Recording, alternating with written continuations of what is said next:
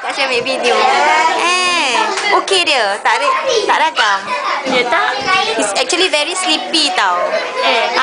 Tadi dah nak tidur, habis dengar bini semua datang, terus dia macam wah, bangun, suka. Excited.